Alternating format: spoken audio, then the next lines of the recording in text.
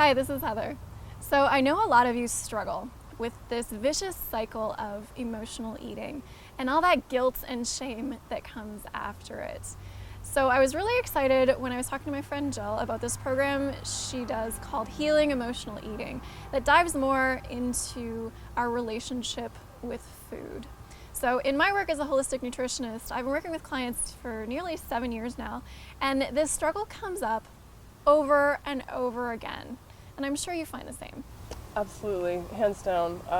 I've been a personal trainer for 12 years, and I found I could only make influence in people's lives 20% of the time. I eventually turned to what's called holistic health coaching, which has helped dramatically more, and like you, whole food, sleep, stress. But there was something more going on, and I couldn't quite put my finger on it.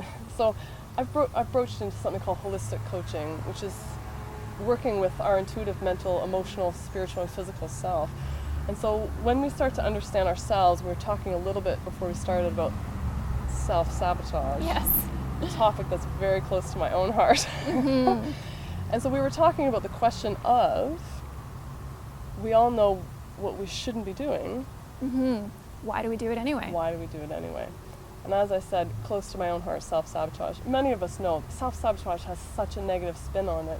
We think we shouldn't be doing it. But what if I suggested that sabotage is a gift to help us understand what our unconscious drives are?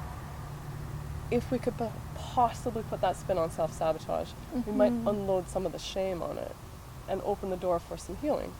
Because that's where that vicious cycle comes in, right? It's the guilt and the shame that keep us in that vicious cycle. Cyclical. Going downward. Right. So if someone asks you the question, I know I shouldn't be eating the chips, eating the chocolate until my stomach feels like it's going to explode. Why do I do it anyway? What's your answer? I usually have a question for that. Oh, okay. Turn it around on me. Turn it around. So my question is, what would you be thinking about if you weren't beating yourself up about what you just ate? So we want to make sure that we have an understanding, or we're going to start to understand that food is not the problem. Food is a symptom of eating. And if we focus only on the foods, and so I'm not the person to tell you to not emotionally eat. I'm the person to ask the question of what was the drive towards it? What's your compassion cycle around it? What's the punishment cycle around it? Can we sort of get into staying root cause focused versus symptom focused? If we stay symptom focused, we will always swim in the vicious cycle of emotional eating. And it's not a fun place to be? It's not a fun place. Not a fun place to be. Yeah. So you put together this course that was a live course, and what we wanted to do was offer it to a broader reach of people because it's such an amazing course. You get into so many amazing topics and discussions. And so what we did is we held a live course and we recorded it so that we can offer it online to you.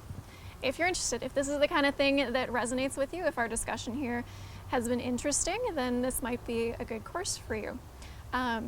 So who do you think would benefit from this? Who do you think is the ideal candidate for this course? Well, I have a really strong belief that, and strong criteria, that if you were born, if you're a human being, and if you actually consume food, this may be a beneficial course for you. So I should take it. I did take it. You did take it. You were there last time I checked. Yeah. I do have a strong belief that every human has a very unique relationship with food.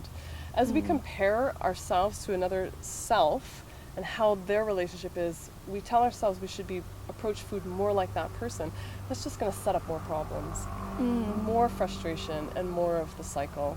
I really love what you say there about the relationship with food, because when I was looking at inviting people to a course called Healing Emotional Eating, I felt a little bit judgy. I was like, are these people going to think that I think they have a problem? But it's not a problem, right? It's just exploring your relationship with food. The relationship with food. Yeah. And what was interesting is my response to that was... Turn it around on me again. I have the benefit of going to courses where I sit in 5-day intensives. That we all think this way. We're all interested in sort of diving below the surface of who we are as humans and getting connected with the inner drives.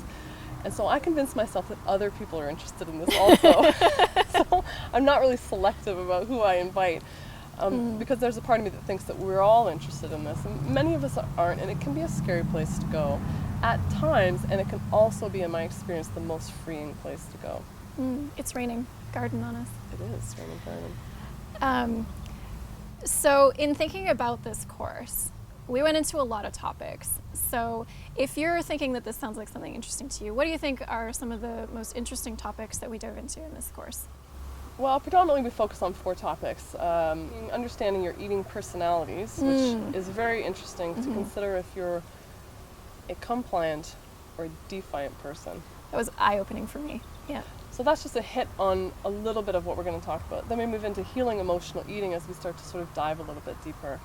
And then exploring self-sabotage through living beyond self-sabotage. We talked about living with the gift of self-sabotage. And then mindful and intuitive eating. It's difficult for us to get to mindful and intuitive eating so that we never have to diet again until we can break through some of the barriers that we've already sort of talked about. When we can start to break through and clear away some of that stuff, we can actually focus on mindful and intuitive eating. If you and I have been doing this for a while, mindful and intuitive eating comes a bit more naturally, but it's been a journey. It's been a journey for me, and I've had to break through aspects of my own dysfunctional, and I still have a lot of dysfunctional food patterns. I'm just more friends with them now than I used to be. Yeah. So this is all about the journey. It's not about finding perfection or eliminating emotional eating even. It's about starting that journey and starting to break through the guilt and the shame that are associated with it. Intuitive eating is something that I think gets thrown around a lot, and people put it out like it's some easy thing to do, but it's not. You have to take a journey to get there. You have to explore, you have to make a lot of mistakes.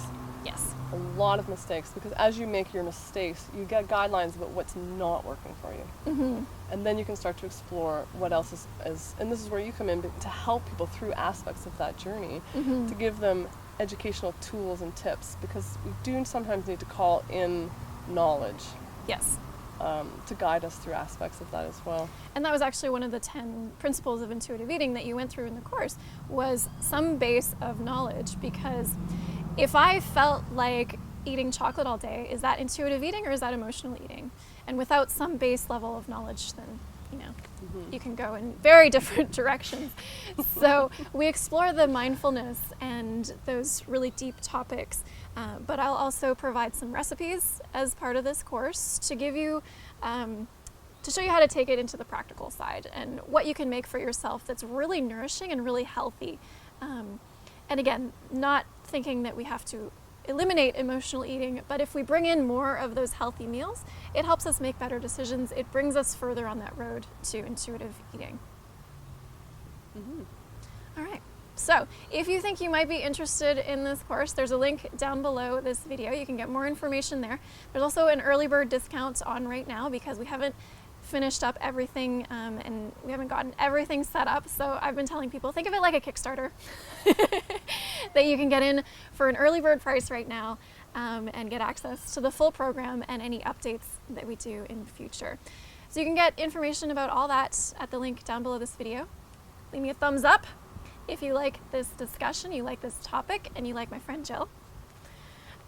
And leave us a comment down below if you have any questions about emotional eating, about this course, or about what we might get into, and to determine whether this might be something that's helpful for you. But again, as Jill said, what was it? If you were born, if you're a human being, if you actually consume food, then this might be for you. All right, so we'll see you there, and be sure to subscribe to my channel for new updates every week with vegan nutrition tips, vegan recipes, and other good stuff like this. All right, see you guys. bye.